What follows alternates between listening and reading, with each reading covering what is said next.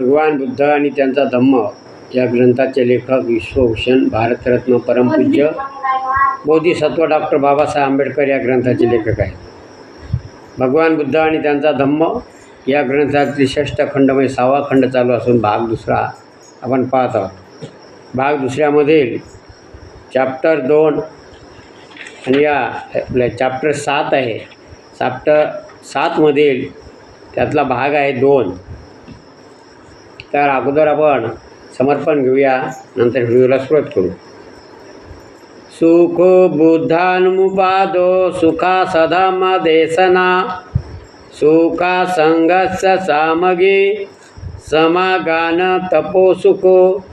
सुखात बुद्धाचा जन्म, सुखकर सद्धम्म उपदेश, सुखकर संघ एकता, सुखद समूह तपस्या. धम्मपद बुद्धवगो 14:194. समर्पण संपलेलं आहे आणि आपण या व्हिडिओला सुरुवात करतो. द्रोण नामक एक ब्राह्मण तथागताजवळ गेला आणि त्याने त्यांना अभिवादन केले व कुशल समाचार विचारून तो त्यांच्याजवळ बसला. असे बोलल्यावर तथागतांना म्हणाला, श्रमण गौतम, मी असे ऐकले आहे की तथागत वयोवृद्ध आदरणीय ब्राह्मणांना अभिवादन करीत नाहीत, त्यांना उत्थानपण देत नाहीत किंवा आसनही देत नाहीत.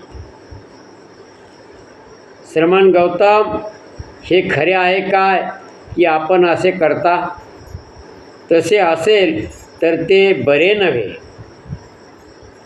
श्रमण गौतम, जर कुणाच्या बाबतीत खरे बोलताना जर म्हटले की कुलशीलवान मातापित्यापासून त्याचा जन्म झाला, पूर्वीच्या 7 पिढ्यापर्यंत त्यांचे कुळ पवित्र आणि निष्कलंक होते, त्यांचा जन्म निर्दोष होता, अभ्यासू वेद मंत्रज्ञ, अक्षर आणि प्रभेदासह 3 वेदात तो पारंगत होता, तसे शब्दशास्त्र, इतिहास, पुराणे, काव्य आणि व्याकरणाचा तो ज्ञाता होता. महापुरुष लक्षणांच्या अभ्यासात कुशल व विश्वतत्त्वज्ञ असा तो होता. तर श्रमण गौतम, माझ्या बाबतीत हे संपूर्णपणे तथ्य ठरेल, कारण माझा जन्म, माझे कुलशील इत्यादी हे असे आहे. द्रोण, जे प्राचीन मंत्र निर्माते, मंत्र उद्गाते ब्राह्मण ऋषी होते, ज्यांना आपल्या मंत्राची प्रत्येक ओळ, वाक्य व शब्द अक्षरांश ज्ञात होता. उदाहरणार्थ अठ्ठक, वामक, वामदेव, विश्वामित्र, जमदाग्नी, अंगिरस, भारद्वाज. त्यांनी असे म्हटले आहे की ब्राह्मण 5 प्रकारचे असू शकतात. ब्राह्मण सदृश्य 1, देव सदृश्य, बंधनयुक्त, बंधनभजक व जातीभ्रष्ट.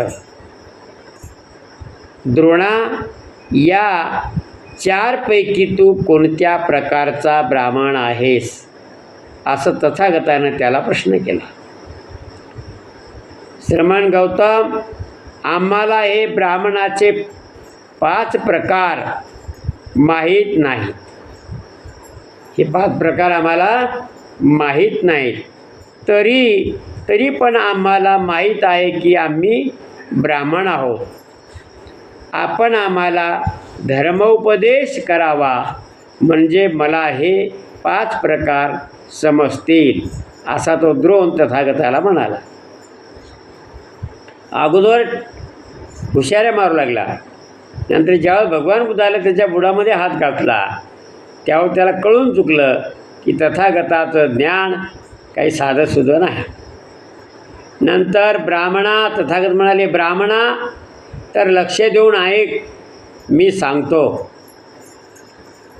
ठीक आहे, तो बोलला आणि मग तथागत सांगू लागले.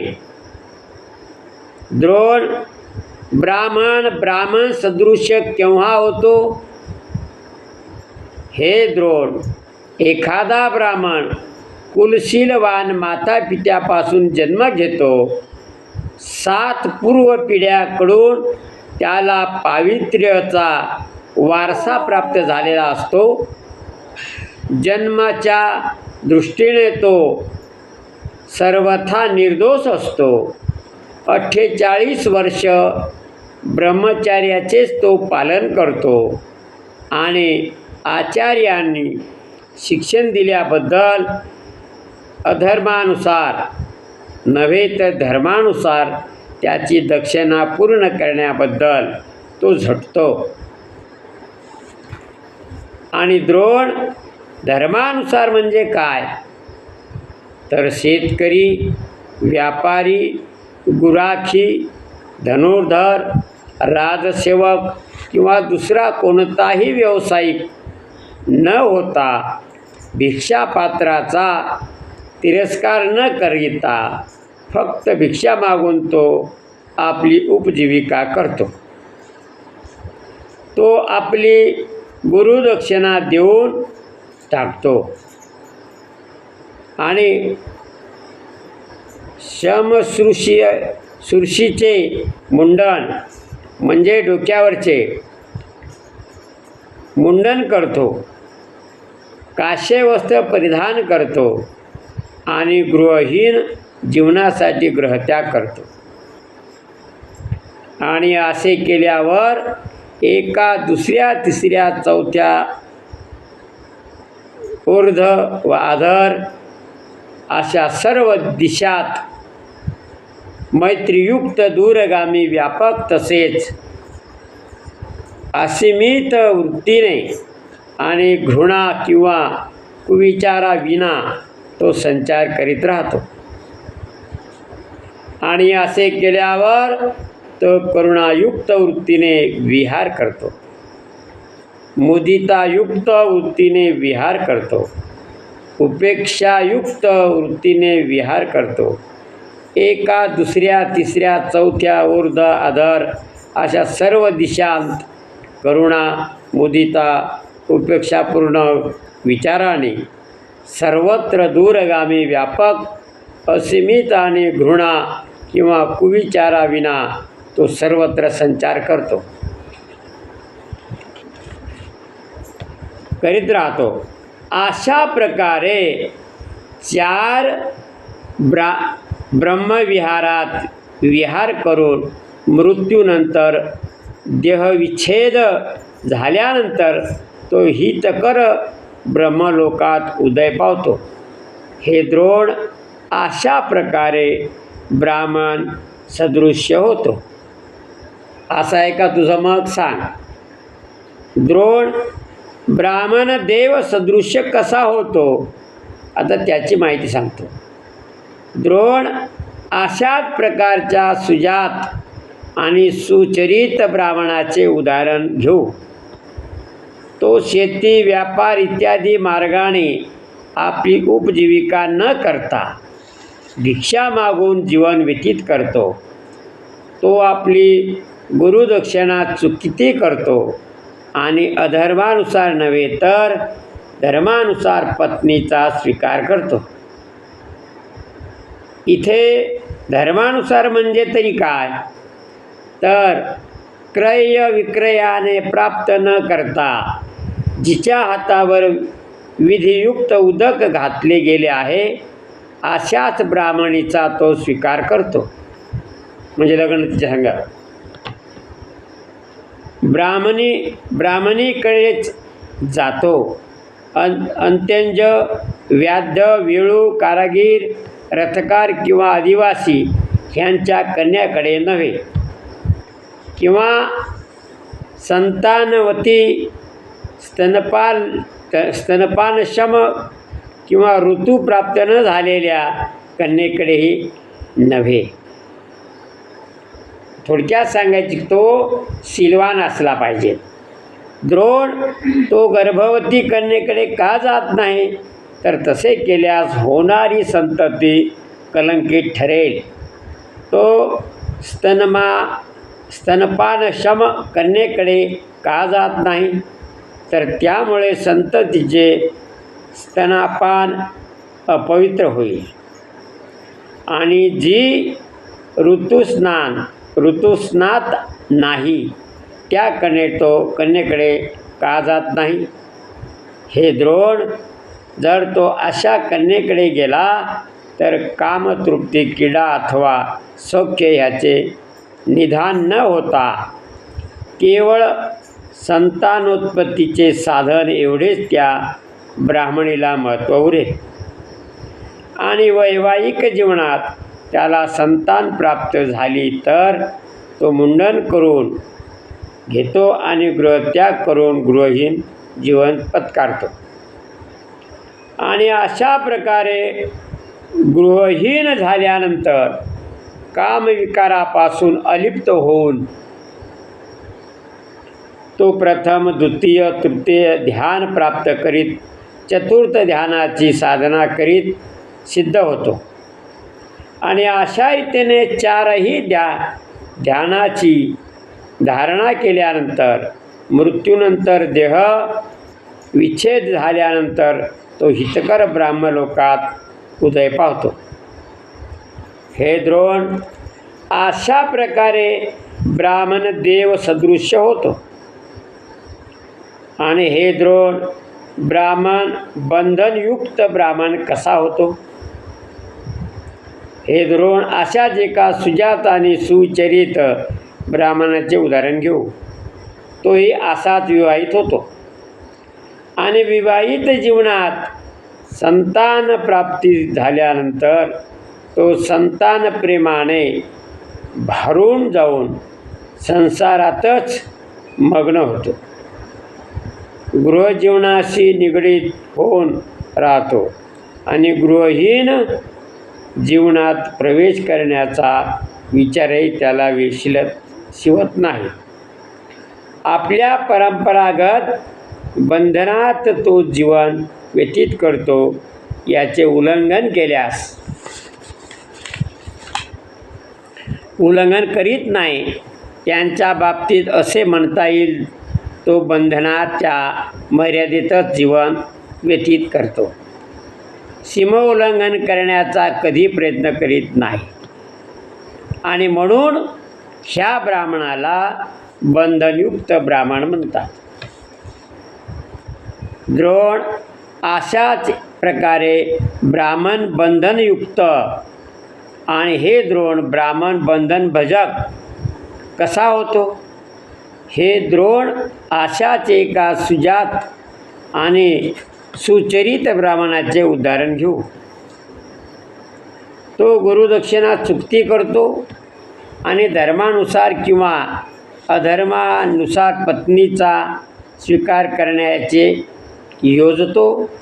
क्रयविक्रयाने प्राप्त झालेली अथवा ब्राह्मणी अथवा जिच्या हातावर विधियुक्त उदक सोडले गेले आहे अशी तो एखाद्या ब्राह्मणीकडे जातो किंवा क्षत्रिय अपत्यंज बुधासी कन्येकडे किंवा जातीभ्रष्ट व्याध वेळूकारागीर रथकार आदिवासी यांच्या कन्येकडे किंवा संतानवती स्तनपानक्षम ऋतुमती अप्त ऋतू अशा स्त्रियाकडे जातो. कामतृप्ती, क्रीडा, सौख्य आणि संतानपतीचे साधन ह्या दृष्टीनेच केवळ त्याला ब्राह्मणीचे महत्त्व वाटते. तो परंपरागत बंधनाचे पालन करीत नाही, तो त्याचे उल्लंघन करतो आणि असे म्हटले जाते तो बंधनाचे पालन करीत नाही तर बंधनाचे उल्लंघन करतो आणि म्हणूनच त्याला बंधनभजक ब्राह्मण म्हणतात. अशा प्रकारे द्रोण ब्राह्मणाला बंधनभजक म्हणतात. आणि द्रोण ब्राह्मण जाती भ्रष्ट ब्राह्मण कसा होतो? हे द्रोणा, अशाच एका सुजात ब्राह्मणाचे उदाहरण घेऊ. तो 48 वर्षपर्यंत ब्रह्मचर्य पालन करून वेदमंत्राचा अभ्यास करतो. शिक्षणक्रम पूर्ण झाल्यावर गुरुदक्षिणेच्या परिपूर्णतेसाठी धर्मानुसार किंवा अधर्मानुसार उपजीविका करीत तो कृषीबल व्यापारी, गुराखी, धनुर्धर, राजसेवक किंवा इतर व्यवसाय पत्कारतो किंवा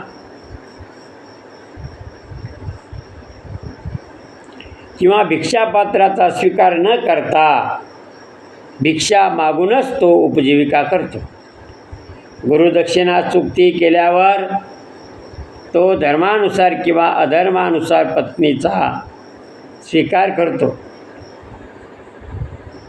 क्रय विक्रयातून प्राप्त झालेली किंवा जिच्या हातावर विधियुक्त उदक सोडले आहे अशा एखादी ब्राह्मणी किंवा दुसरी एखादी स्त्री संतानवती, स्तन पापक्षम इत्यादी कामतृप्ती क्रीडा किंवा संतानोत्पत्तीचे साधन म्हणूनच गणली गेलेली अशा प्रकारे तो जीवन व्यतीत करतो. तेव्हा ब्राह्मण त्यांच्याबद्दल बोलतात, हा श्रेष्ठ ब्राह्मण आपले जीवन असे कसे बरे व्यतीत करतो? आणि त्यावर तो उत्तर देतो, अग्नी स्वच्छ व घाणेरड्या वस्तू जाळून टाकतो, पण त्यामुळे तो स्वतः अशुद्ध होत नाही. तसेच ब्राह्मणाने अशा प्रकारे जीवन व्यतीत केले तर त्यामुळे तो अपवित्र ठरत नाही. आणि असे म्हणतात, तो ब्राह्मण अशा प्रकारे जीवन व्यतीत करतो आणि म्हणूनच त्याला जातीभ्रष्ट ब्राह्मण असे म्हणतात. हे द्रोणा, अशा प्रकारे एखादा ब्राह्मण जातीभ्रष्ट ब्राह्मण होत असतो. द्रोण प्राचीन मंत्र निर्माते, मंत्र उद्गाते ब्राह्मण ऋषी, ज्यांना आपल्या मंत्र्याची प्रत्येक ओळ, वाक्य व शुद्ध अक्षरांश ज्ञात आहे, त्यांनी असे म्हटले आहे की ब्राह्मण 5 प्रकारचे असू शकतात: ब्रह्मसदृश्य, देवसदृश्य, बंधनयुक्त, बंधनभजक आणि जातीभ्रष्ट. द्रोण, ह्या 5 पैकी तू कोणत्या प्रकारचा ब्राह्मण आहेस? श्रवण गौतम, जर असे ब्राह्मणाचे प्रकार खरोखरच असतील तर निदान आम्ही जातीभ्रष्ट ब्राह्मण तर नक्कीच नाही. पण प्रथम गौतम, आपले निवेदन अद्भुत आहे. आपण मला उपासक म्हणून स्वीकृत करण्याची कृपा करावी, जेणेकरून या जीव आपल्या आश्रयाच्या अनुग्रह मला प्राप्त होईल. अशा प्रकारे ब्राह्मण आणि भगवान बुद्ध यांचं संभाषण हे आपण या व्हिडिओमध्ये पाहिलेलं आहे. तर भगवान बुद्धाच्या विचारानं सर्वांचं मंगल हो, तथागताने या प्रवचनातून त्यांना पठवून सांगितलेलं आहे. तेरा मंगल मेरा मंगल सबका मंगल होए रे, जन जन मंगल, जन जन मंगल, जन जन मंगल होये रे. सर्वांचं मंगल हो. भगवान बुद्ध आणि त्यांचा धम्म या ग्रंथातील व्हिडिओ, बुद्ध आणि त्यांचा धम्म या ग्रंथातील व्हिडिओ आपण गंभीर खंडार यूट्यूब चॅनलवर टाकत असतो. रोजचा एक व्हिडिओ असतो आणि भगवान बुद्ध आणि त्या धम्म या ग्रंथातील प्रत्येक चॅप्टरवर माझा एक व्हिडिओ आहे. म्हणून आपण 428 पर्यंत व्हिडिओ आपले झालेले आहेत. तरी माझे जे श्रोते मंडळ आहे, सबस्क्रायबर आहेत, त्यांना नम्र विनंती, आपण सर्व व्हिडिओ पाहावेत आणि इतरांनासुद्धा ते शेअर करावेत, लाईक सबस्क्राईब करावेत, एवढी नम्र विनंती. सर्वांचं मंगल हो. बुद्धं नमामि, धम्मं नमामि, संघं नमामि. जय भीम, नमो बुद्धाय, जय संविधान, जय भारत. पुन्हा भेटूया दुसऱ्या व्हिडिओमध्ये. तोपर्यंत जय भीम.